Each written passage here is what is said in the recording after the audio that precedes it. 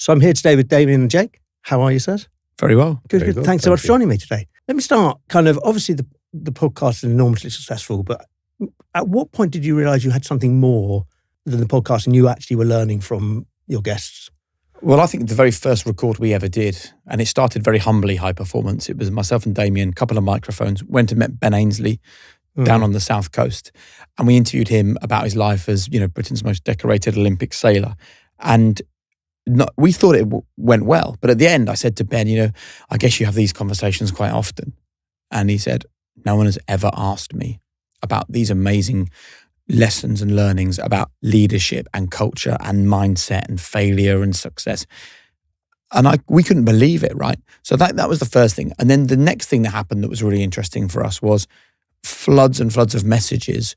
A lot of teachers, a lot of CEOs, a lot of self-starters, entrepreneurs, but also loads of people that just work in business that were hearing these sports people and these coaches and these business people and these, well-known celebrities talking in a way that really resonated with them.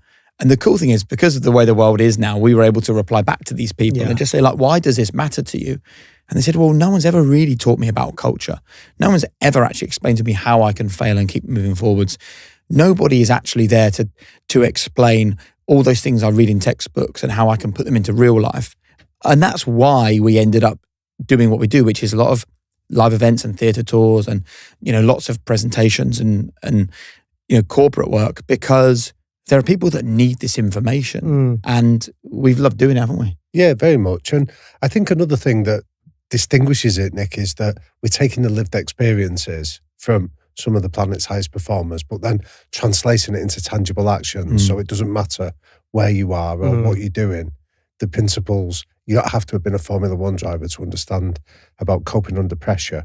You don't have to be a business leader to understand the importance of delivering a message that people remember months afterwards. So we're taking their lived experiences and making it practical and tangible for audiences that they can use.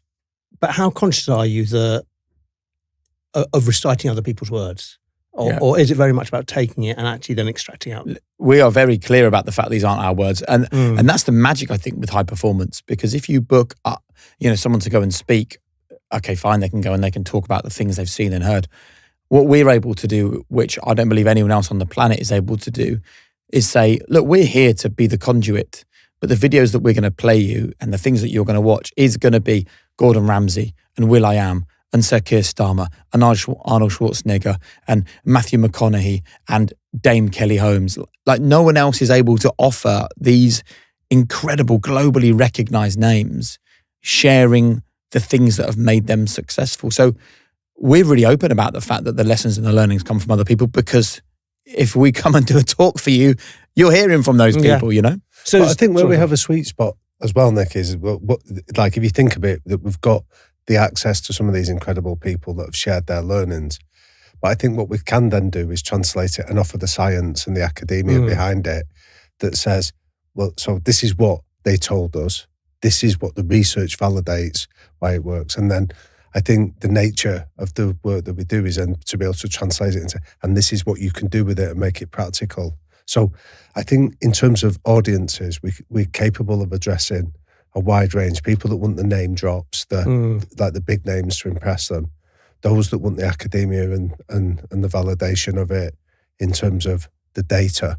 And then also we're able to offer that practical nature of how people can work with this. So as it's gone on and you've done more live events, and I'll come back to between how the two of you interact on stage, but how do you feel the audience are reacting in terms of the ratio between the celebrity kind of stardust element and the science? What are they looking for? Have the audience changed through the years? I think I still think there's something about people want a bit of both. They want the stardust element and the substance. I think that is still been entirely consistent with it. But I think having the stardust bit without explaining what you do with it doesn't really land particularly effectively. And I think that's why we're consciously very, very mindful of making sure that balance is always in the right order. Well, I think that people don't really buzz off the fact that we've got these big names. I think that it only works if you have the big names and then there's the learning from them. Because you can go on YouTube and you can go on social media, you can see famous people everywhere, you can go on Netflix and see famous people, but what you don't get from those famous people is the truth behind their fame. It's like what we see often is what they've done. What we're talking about is how they've done it, right? And so when we leave a live event, and I love it on LinkedIn or Instagram, wherever, I just get messages saying, I've been in 20 corporate talks, or I've been in 100 staff away days, and I've never been impacted in that way. Because I think that what we don't try and do is make people better members of staff, right?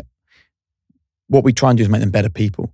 Because if we can make someone a better son, daughter, husband, wife, parent, friend, colleague, then they're better for that business anyway. I don't think we don't stand on stage, because often, when you have a big team event, there's someone talking about KPIs and turnover and targets.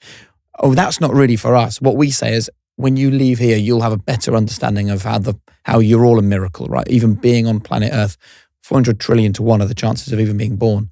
So the fact we're all in this room together, working out how we can improve each other and work together and create a culture and move forwards is so unique and so special. How are you going to make use of the miracle that you've been given? That's what gets to people. Like, we're trying to get to their heart, not their head. And we love doing that.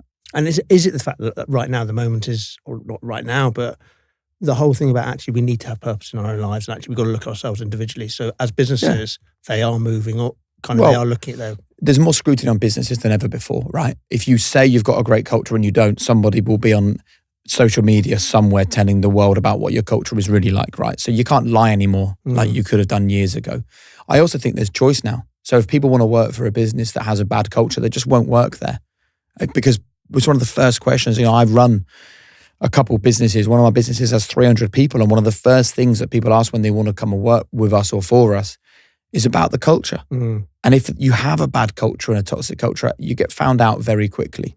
So I think that we're at a place where culture is being discussed more than ever before.